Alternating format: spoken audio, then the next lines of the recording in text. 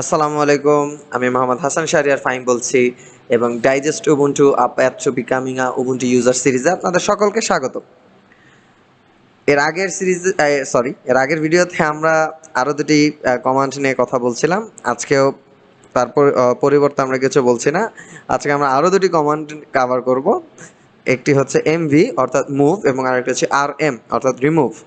তো এমভি এর একটা ইন্টারেস্টিং বিষয় বলে রাখি, এমভি যদিও মুভ করার জন্য ব্যবহৃত হয়, বাট এটা দিয়ে কিন্তু আপনি অ্যাকচুয়ালি কোনো ডাইরেক্টরিকে অথবা হচ্ছে কোনো ফাইলসকেও আপনি করতে পারবেন, রিনেম করতে পারবেন।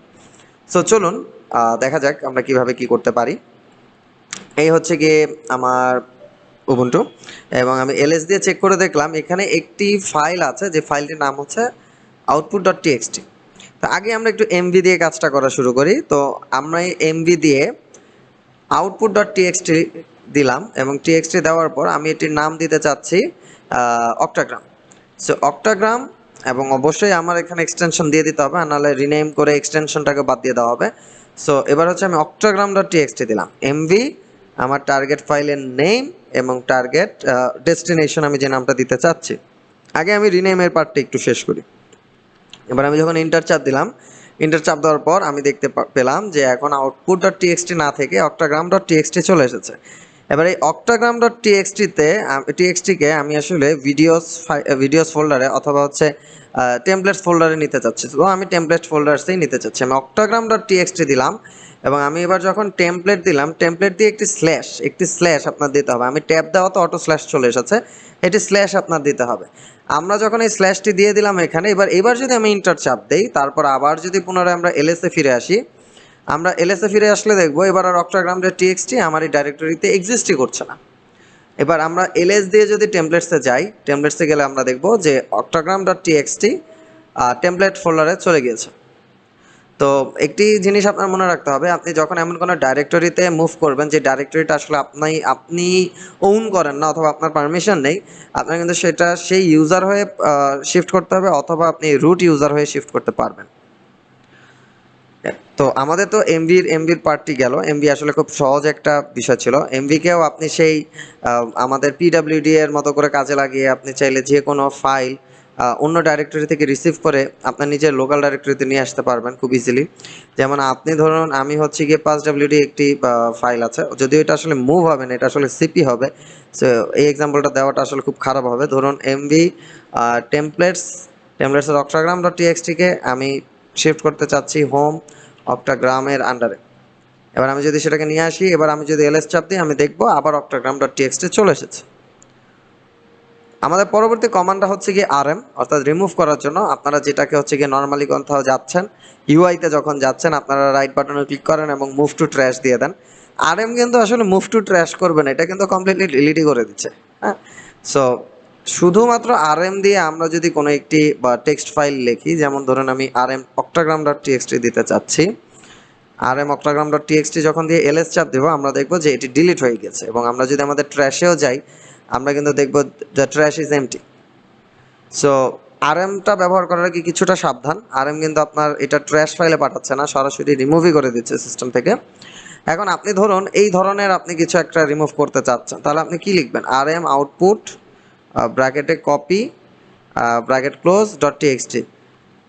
এরকমই তো কিছু একটা মনে হওয়ার কথা, রাইট? বাট আপনি এটা যখন দিবেন, এটা আসলে ফেল করবে, কারণ কমান্ডে প্রত্যেকটা স্পেস আলাদা আলাদা স্ট্রিং হিসাবে সেটাকে কাউন্ট করে। স্ট্রিং যদি না ধরেন, আপনার প্রত্যেকটা স্পেসকে আলাদা আলাদা ফাইল নেম হিসাবে ধরা হচ্ছে এখানে। সো এইটাকে আপনার একটা ডাবল কোটের ভিতর নিয়ে আসতে হবে। এই জিনিসটা আপনাকে মনে রাখতে হবে। আপনি যখনই কোনো ফাইল যেখানে স্পেস আছে সেখানে যদি আপনি সিডি করতে চান, সেটাকে আপনি মুভ করতে চান, সেটাকে আপনি রিমুভ করতে চান, যাই করতে চান না কেন, আপনার ওই নামটাকে ডাবল কোটের ভিতর নিয়ে আসতে হবে। মাঝে মাঝে টাইপ করতেও খুব কষ্ট হয়, তো আমি যে কাজটা সবসময় করি, ধরুন এই যে ডাবল কোটের ভিতর এনে আমি আউটপুট স্পেস ব্র্যাকেট একটা দিলাম, দেওয়ার পর ধরুন এ দিলাম, এ দেওয়ার পর নিজেটা ট্যাব দিয়ে দিলে বাকিটা কভার করে নিচ্ছে। আবার আরেকটা ছোট্ট কাজও করতে পারেন, ধরুন আপনি ডাবল কোট দিলেন না, ডাবল কোট না দিয়ে নর্মালি স্পেস দিয়ে একটা ব্র্যাকেট দিয়ে এ চাপ দিলেন। এবার যদি এই যে এবার ট্যাব, প্রথমে আউটপুটের পর একটা ট্যাব চাপ দিলেন, ও প্রথমে স্পেসগুলোকে কভার করলো। এবার এ চাপ দেওয়ার পর আপনি যদি দেন, তাহলে ব্যাকস্ল্যাশ দিয়ে ডাবল কোটের ব্যাপারটাকে কভার আপ করে ফেলতে পারে। কিন্তু আমার কাছে আসলে এটার থেকে বেশি কনভিনিয়েন্ট এবং রিডেবল মনে হয় ডাবল কোট দিয়ে ইউজ করাটাকেই। তো এবার আমি এটাকে আরএম করে দিতে চাচ্ছি। এই সেম মেথডে আপনি যদি কোনো ডাইরেক্টরি রিমুভ করতে চান তাহলে কি হয়, আমি আরএম টেমপ্লেটস দিলাম এবং RM can not remove templates is a directory, right? So RM দিয়ে আপনি শুধু একটি ফাইল রিমুভ করতে পারবেন, ডাইরেক্টরি রিমুভ করতে হলে আপনার আরএম ডার দিতে হবে। DIR means directory. So RM der দিয়ে এবার যদি আপনি টেমপ্লেটস লেখেন এবং আপনি যদি ইন্টার চাপ দেন, আপনি দেখতে পারবেন যে এবার টেমপ্লেটস ডাইরেক্টরিটিও ডিলিট হয়ে গিয়েছে। এবার আরএম ডার দিয়ে আমি এমন একটি ডাইরেক্টরি ডিলিট করতে চাচ্ছি যেখানে হচ্ছে কন্টেন্ট আছে। আমি আরএম ডার দিলাম, পিকচার্সের ভিতর অনেকগুলো কন্টেন্ট আছে, if I am not wrong. আমি এলএস দিলাম, সরি একটা আছে আউটপুট ডট টেক্সট, বাট আছে। সো এটা কিন্তু আর রিমুভ হচ্ছে না বিকজ এই ডাইরেক্টরিটা তে কন্টেন্ট আছে। সুতরাং আরএম ডাটটা রাখা হয়েছে এমটি ডাইরেক্টরিগুলোকে রিমুভ করার জন্য।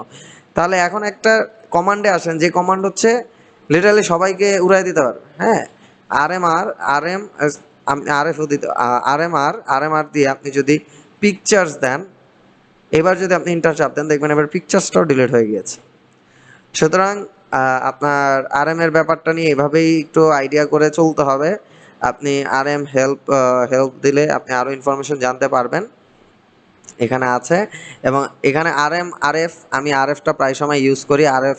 এফটা কেন ইউজ হয়, ignore non existing files and arguments. F মানে এটা ফোর্সফুলি, এটার আর কোনো কথা হবে না, এটা ফোর্সফুলি রিমুভ করে দেওয়া হবে। সে যদি রিমুভ হতে না চায়, সে যদি নাছোড়বান্দা হয় কোনো একটা কারণে, তারপরেও আপনি যদি আরএফ দেন, যে কমান্ডটা আমি অ্যাকচুয়ালি ইউনিভার্সাল কমান্ডের মতো করেই চিন্তা করি, আপনি সব রিমুভ করতে পারবেন। তবে একটা জিনিস, আপনি লিনাক্স যখন শিখতে যাবেন, অনেকে আপনাকে দুষ্টামি করে বলতে পারে যে আরএম স্পেস -rf স্ল্যাশ দিতে এবং এটার সামনে সুডো দিতে। এই কাজটা কখনোই ভুলেও করবেন না, যদিও সম্ভবত এখন একটা সেফ সুইচ ব্যবহার করে, if I am not wrong. আমি rmrf স্ল্যাশ যদি দেই, হ্যাঁ exactly, it is dangerous two operate recursively on slash. So এটা করলে যেটা হবে, আপনার উইন্ডোজের সি ড্রাইভ ডিলিট করে দেওয়া যেরকম ভয়াবহ, স্ল্যাশটা ডিলিট করে দেওয়া সেরকমই, কারণ আপনারা অলরেডি জানেন যেটা বুট করছে স্ল্যাশ ডাইরেক্টরিতে, অর্থাৎ রুট ডাইরেক্টরিতে। সো আপনি যদি এটা ডিলিট করে দেন, আপনার পুরো উবুন্টু সিস্টেম ডিলিট হয়ে যাবে। আশা করি আপনারা বুঝতে পেরেছেন। না বুঝতে পারলে অবশ্যই কমেন্ট সেকশনে জানাবেন। ভালো থাকবেন, সুস্থ থাকবেন। আসসালামু আলাইকুম।